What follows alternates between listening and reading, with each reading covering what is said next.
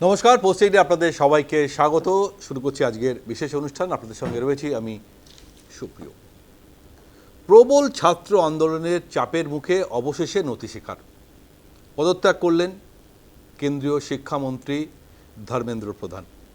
আপনারা নিশ্চয়ই জানেন যে নেট প্রশ্নপত্র ফাঁস কাণ্ডে লাস্ট ৩৬ দিন ধরে যন্তর মন্তরে প্রতিবাদ কর্মসূচি চলছিল। সিজেপি অর্থাৎ ককরোচ জনতা পার্টির সমস্ত কর্মী সমর্থকরা দিল্লিতে যে আন্দোলনের ঝাঁজ দেখালো তা কিন্তু গোটা ভারতবর্ষে তার একটা বড় প্রভাব, অন্তত সর্বভারতীয় রাজনীতির ক্ষেত্রে একটা বড় উদাহরণ এসে সামনে আসলো। সোনাম ওয়াংচুক তিনিও ছিলেন, অনশন করেছিলেন, পরবর্তীকাল তাকে হসপিটালাইজ করা হয়, কিন্তু কেন্দ্রীয় নেতৃত্বের সঙ্গে কথা বলার পর তিনি অনশন তুলে নেন। সিজেপির দুই প্রতিনিধির সঙ্গে গতকাল কেন্দ্রীয় মন্ত্রী জেপি নাড্ডার বৈঠক হয়, সেখানেও সমাধান সূত্র বার করার চেষ্টা হয়েছিল। তিনটি দাবি ছিল, সে তিনটি দাবির মধ্যে দুটি দাবি মেনে নিলেও একটি দাবিতে অনড় ছিল সিজেপি, এবং সেই দাবিটি ছিল কেন্দ্রীয় শিক্ষামন্ত্রীর পদত্যাগ, যা নিয়ে গোটা দেশ জুড়ে আলোচনা সমালোচনা। দেশের প্রধানমন্ত্রী মধ্যরাত্রে সোশ্যাল মিডিয়ায় তার বক্তব্য দেওয়া বা সংবাদ মাধ্যমে সেই বক্তব্য প্রকাশ হওয়া, কিন্তু কেন্দ্রীয় শিক্ষামন্ত্রীর পদত্যাগ নিয়ে কোনো কথা ছিল না। কিন্তু যেভাবে এই আন্দোলনের রেশ গোটা দেশে ছড়িয়ে পড়ছিল, কোথাও কিন্তু একটা আশঙ্কা ছিল যে সরকার কি ভাবছে, কেন এই আন্দোলনকে থামানো যাচ্ছে না। অবশ্যই নতুন আইন, শিক্ষাক্ষেত্রে নতুন আইন পাশ করে নেট প্রশ্নপত্র ফাঁসে যারা অপরাধী তাদেরকে শাস্তির নিধান দেওয়া হলেও আসল কারণটা কোথাও যেন লুকিয়েছিল। আমরা জানি যে গতকালই আমরা দেখেছি যে এনটিএ অর্থাৎ ন্যাশনাল টেস্টিং এজেন্সির ২৭ জন আধিকারিককে বদল করা হয়েছিল। তারপরেও কিন্তু সেই বিক্ষোভ একটুও ধামাচাপা পড়েনি, কারণ ওই যন্তর মন্তরে সিজেপির আন্দোলনে যোগ দিয়েছিল এ দেশের বিরোধী দলগুলোর অনেকেই, তার মধ্যে অবশ্যই কংগ্রেস অন্যতম, যেখানে রাহুল গান্ধী, প্রিয়াঙ্কা গান্ধী, অখিলেশ যাদবদের মতন লোক বা আপের মতন নেতারা কিন্তু ছিলেন, এবং দিনের পর দিন সেই চাপ কিন্তু তারা বাড়াচ্ছিলেন। কিন্তু সেই প্রবল চাপের মুখে আজ ধর্মেন্দ্র প্রধানকে পদত্যাগ করতেই হলো, এবং যার জেরে সিজেপি তাদের এই প্রতিবাদ কর্মসূচি তুলেও নিলেন। পরবর্তীকালে তাদের বৈঠক হয় কেন্দ্রীয় স্বাস্থ্যমন্ত্রী জেপি নাড্ডার সঙ্গে, এবং বৈঠকের পর তারা ঘোষণা করেন যে আমরা এই প্রতিবাদ কর্মসূচি তুলে নিলাম। কিন্তু কে এই ককরোচ পার্টি, তাদের মতাদর্শই বা কী, কীভাবে তারা এই আন্দোলনের সঙ্গে যুক্ত হলেন, কিভাবে এই আন্দোলন তারা গোটা দেশে ছড়িয়ে দিচ্ছিলেন, তা নিয়ে কিন্তু রাজনৈতিক মহলে বেশ আলোচনা হচ্ছিল। প্রথম দিকে কংগ্রেসের মতন প্রথম সারির দল বা অন্য কেউ না থাকলেও তারা একাই কিন্তু এই লড়াই চালিয়েছেন। পরবর্তীকালে যখন দেখছেন যে ককরোচ পার্টি ধীরে ধীরে এই আন্দোলনকে প্রভাবিত করছে, তখন কিন্তু কংগ্রেসের শীর্ষ নেতৃত্ব ভাবেন এবং পরবর্তীকালে এই আন্দোলনের মধ্যে যোগ হন। এবং এই রেশ যেমন গোটা দেশে, ঠিক এই বাংলাতেও কিন্তু এই রেশ ছড়িয়ে পড়েছিল। আপনারা জানেন গতকাল বামেদের ছাত্র সংগঠন এসএফআই একটি আন্দোলন করেছিলেন, যদিও তার মধ্যে বেশ কিছু অপ্রীতিকর ঘটনা ঘটেছে। কিছু ছাত্র নয়, তারা ঢুকে পড়ে সেই মিছিলে অশান্তি করে, পুলিশের ওপর পুলিশের ওপর মাফ করবেন জলের বোতল ছোড়া হয়, জুতো ছোড়া হয়, যেখানে বেশ কয়েকজন সাংবাদিক বন্ধু তারাও নিগৃহীত হন। কিন্তু এসব ঘটনা কখনোই কাম্য নয়। কিন্তু দেশের যখন রাজনীতি নিয়ে আমরা আলোচনা করব এবং যন্তর মন্ত্রে যখন এই প্রতিবাদ কর্মসূচি একটা এমন জায়গায় চলে যায়, দেশের ছাত্র যুবাদের জন্য এই আন্দোলনের যে আজ এমন একটা সিদ্ধান্ত নিতে বাধ্য হলো কেন্দ্রীয় সরকার, তা কিন্তু উদাহরণ হয়ে রইল। কারণ এই দীর্ঘ 3টে টেনিউরে আমরা কিন্তু দেখিনি কোনো আন্দোলনের চাপে পড়ে কোনো কেন্দ্রীয় মন্ত্রীকে পদত্যাগ করতে হয়। সেটা কিন্তু আজ ধর্মেন্দ্র প্রধান করলেন। অবশ্যই কেন্দ্রীয় সরকার হয়তো এই প্রতিবাদ কর্মসূচি আপাতত থামিয়ে দিলেন বা থেমে গেল, কিন্তু এটা থেকেই আরও অনেক বড় আন্দোলনের রূপরেখা কিন্তু তৈরি হয়ে গেল, যা বিরোধীদের কাছে অত্যন্ত ইঙ্গিতপূর্ণ। তাই শুরুতে আজকে আমরা প্রতিবেদন দেখব, তারপর আমরা আলোচনা শুরু করব। দেখুন, চাপের মুখে অবশেষে নতি স্বীকার। নিট প্রশ্ন ফাঁস কাণ্ডে ছাত্র আন্দোলনের মুখে ইস্তফা দিতে বাধ্য হলেন কেন্দ্রীয় শিক্ষামন্ত্রী ধর্মেন্দ্র প্রধান।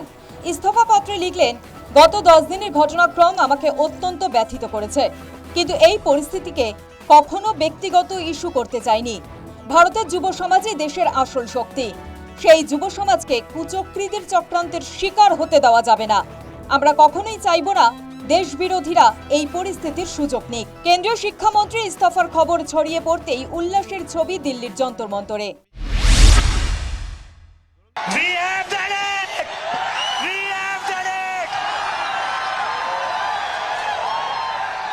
धर्मेंद्र प्रधान ने रिजाइन कर दिया है।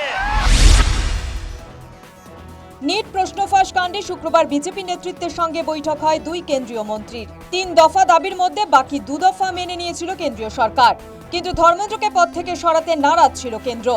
এদিকে আন্দোলনকারীরাও অনড় ছিল শিক্ষামন্ত্রীর পদত্যাগ বা বরখাস্তের দাবিতে।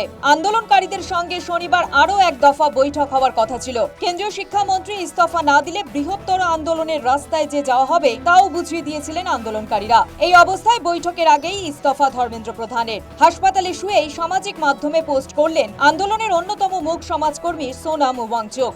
লিখলেন, গণতন্ত্রের জয়। ধর্মেন্দ্র প্রধান ইস্তফা দিয়েছেন, এইমাত্র খবর এসেছে। খুশির খবর আমাদের সবার জন্য। হাজার হাজার লক্ষ লক্ষ ছাত্রছাত্রী গোটা দেশ জুড়ে যে বিষয়কে সামনে রেখে আন্দোলনে নেমেছিল, দায়বদ্ধতা চাই সরকারের পক্ষ থেকে। নিট পেপার লিক বা সিবিএসসি পরীক্ষা সংক্রান্ত যে গণ্ডগোলগুলো হয়েছে সেগুলোর দায় স্বীকার করে কাউকে না কাউকে অ্যাকাউন্টেবিলিটি নিতে হবে এবং শিক্ষামন্ত্রী ধর্মেন্দ্র প্রধানকে ইস্তফা দিতে হবে। দীর্ঘ টানাপোড়েন, দীর্ঘ টালবাহানা শেষে একাধিক শহরে ছাত্রদের বিক্ষোভের উপরে লাঠিচার্জ করে, তুমুল অত্যাচার করে, বিভিন্ন ক্ষেত্রে ছাত্রদের কণ্ঠরোধ করার চেষ্টা করে ফাইনালি এই দেশের জেনজিকে আটকে রাখা গেল না। তারা তাদের দাবি আদায় করে ছাড়ল।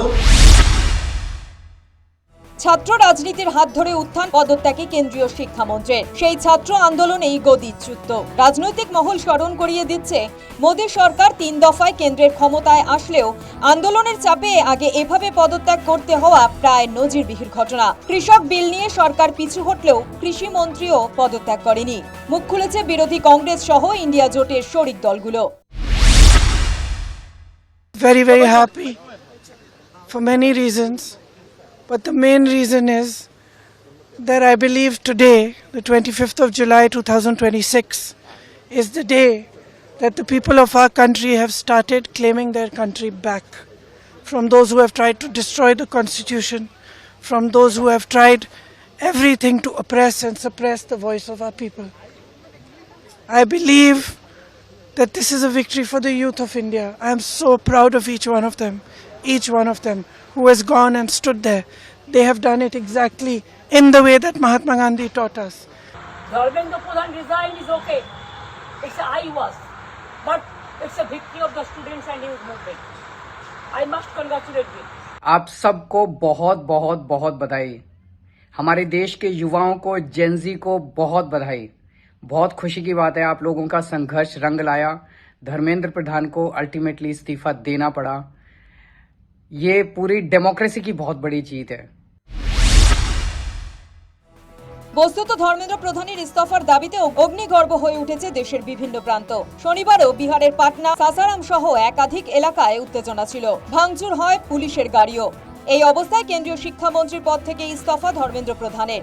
পাশাপাশি আন্দোলনকারীদের সব দাবি মেনে নিল কেন্দ্রীয় সরকার। News time. কোনো সন্দেহ নেই, ধর্মেন্দ্র প্রধানের ইস্তফার পর যারা আন্দোলনকারী ছাত্র বা সিজেপির যারা আন্দোলনকারী তাদের কাছে এটা খুবই ভালো খবর বা উচ্ছ্বাস প্রকাশ করার খবর। কিন্তু তার থেকেও বড় যে রাজনৈতিক দিক যেটা আমরা আলোচনা করার চেষ্টা করব, সেটা হচ্ছে যে বিরোধী দলের কোথাও যেন একটা বাড়তি অক্সিজেন পেয়ে যাওয়া, যা এতদিন ধরে পাওয়া যাচ্ছিল না। কেন্দ্রীয় সরকার যেভাবে দেশ চালাচ্ছিলেন তা নিয়ে বিরোধীরা বারবার বিভিন্ন বিষয়ে প্রশ্ন তুলেছিলেন পার্লামেন্টে, তারা বক্তব্য রাখার চেষ্টা করেছেন, পার্লামেন্টের বাইরে বিক্ষোভ হয়েছে, দেশের সর্বত্র বিক্ষোভ হয়েছে, কিন্তু সিজেপি অর্থাৎ ককরোচ জনতা পার্টি এবং তার সঙ্গে সোনাম ওয়াংচুক যন্তর মন্তরে এই আন্দোলন বা প্রতিবাদ কর্মসূচি করে দেখিয়ে দিলেন যে যুবরা যদি সত্যি সত্যি পথে নামে, রাস্তায় নামে, তাহলে আরও অনেক কিছু হওয়া সম্ভব। কিন্তু কেন এতদিন ধরে এই আন্দোলন বা প্রতিবাদ কর্মসূচি হতে দিল কেন্দ্রীয় সরকার? কেন থামানোর চেষ্টা হলো না? বা ককরোচ জনতা পার্টি হঠাৎ করেই বা এত জনপ্রিয়তা কেন পেল, কিভাবে পেল? সব কিছু নিয়ে আমরা আলোচনা করবো। আমাদের সঙ্গে যারা উপস্থিত অতিথি রয়েছেন তাকে আলাপ করিয়ে দেবো। আমার সঙ্গে রয়েছেন বিজেপির মুখপাত্র আলী হোসেন সাহেব, আপনাকে স্বাগত।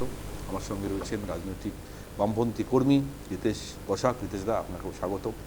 আমার সঙ্গে রয়েছেন কংগ্রেসের মুখপাত্র দোলনদি, আপনাকেও স্বাগত। আমার সঙ্গে রয়েছেন রাজনৈতিক বিশ্লেষক আইনজীবী চন্দ্রশেখর বাগ, চন্দ্রদা, আপনাকেও স্বাগত। আমার সঙ্গে রয়েছেন তৃণমূল কংগ্রেসের কর্মী সমর্থক দেবব্রত রায়। দেবব্রতদা, আপনাকেও স্বাগত। তবে এ রাজ্যেও কিন্তু এই আন্দোলনের রেশ এসে পড়েছিল বা প্রতিবাদ কর্মসূচি ককরোচ জনতা পার্টি না করলেও বামপন্থীরা কিন্তু গতকাল প্রতিবাদ কর্মসূচি করেছেন, সেটা আপনারা দেখেছেন, এবং তাতে অশান্তি হয়েছে জানিয়ে ইতিমধ্যে আলোচনা হচ্ছিল যে কেন এই অশান্তি হলো, কারা করলো। মুখ্যমন্ত্রী এবং তা নিয়ে কিছু বক্তব্য রেখেছেন যে যারা এই ধরনের ঘটনা ঘটিয়েছেন তাদেরকে শাস্তি দেওয়া হবে। আর আজ মমতা বন্দ্যোপাধ্যায় পুলিশে অনুমতি না পেলেও রাস্তায় নামার চেষ্টা হয়েছিল, যদিও পুলিশ তাদেরকে থামিয়ে দিয়েছে, কারণ আদালতও তাদেরকে সেই অনুমতি দেয়নি। যথারীতি প্রতিবাদ তো হবেই, সেই প্রতিবাদ করতে গিয়েও আজ কিন্তু বক্তব্য দিয়েছেন মমতা বন্দ্যোপাধ্যায়। আসবো, তবে তার আগে আমি চন্দ্রশেখর দার কাছে প্রথম প্রশ্ন রাখবো। চন্দ্রশেখর দা, ধর্মেন্দ্র প্রধান আজ পদত্যাগ করলেন, কিন্তু মনে হয় না যে সময়টা অনেক বেশি হয়ে গেল? এক, দুই, এই আন্দোলনকে কেন আরও আগে থামানো গেল না? শুধুমাত্র নেট প্রশ্নপত্র ফাঁস কাণ্ডে কিছু অপরাধীকে শাস্তি দিয়ে এই এত বড় একটা অপরাধ, এত বড় একটা স্ক্যামকে থামানো যেত না? সে কেন্দ্রীয় সরকারের সমস্ত মহলই জানত। কিন্তু দিল্লির বুকে যন্তর মন্তরে আজকে যে ঘটনা ঘটল তা কিন্তু কিছুটা হলেও কেন্দ্রীয় সরকারের কাছে সেটব্যাক এনে বলতে কোনো সন্দেহ নেই। সেটা প্রধানমন্ত্রী নরেন্দ্র মোদী বলুন, স্বরাষ্ট্রমন্ত্রী অমিত শাহ বলুন, বা কেন্দ্রীয় শিক্ষামন্ত্রী ধর্মেন্দ্র প্রধানের পদত্যাগ বলুন। আজ ককরোচ পার্টির মতন সদ্য উঠে আসা একটা দল যারা দেখিয়ে দিল যে আন্দোলন এবং যুবদের আন্দোলন সরকারকে মাথা ব্যথার কারণ হয়ে যেতে পারে। এবং উদাহরণ হিসাবে আমাদের সামনে বাংলাদেশ, শ্রীলঙ্কা এইসব বারবার উঠে আসছিল, নেপাল, আমরা অত দূর যাব না। কিন্তু এ দেশে এই ধরনের ঘটনা এর আগেও আমরা দেখেছি। কৃষি আইনকে কেন্দ্র করে বিভিন্ন রকম প্রতিবাদ কর্মসূচি হয়েছে, কিন্তু কৃষি মন্ত্রীকে পদত্যাগ করতে হয়নি। কিন্তু আজ ধর্মেন্দ্র প্রধানকে পদত্যাগ করতে হলো, কারণ বারবার তাদের একটাই দাবি ছিল, অর্থাৎ অন্যতম দাবি, বাকি দুটো দাবি মেনে নেওয়া কোনো ব্যাপার ছিল না, যে কি কেন্দ্রীয় মন্ত্রীকে পদত্যাগ করতে হবে।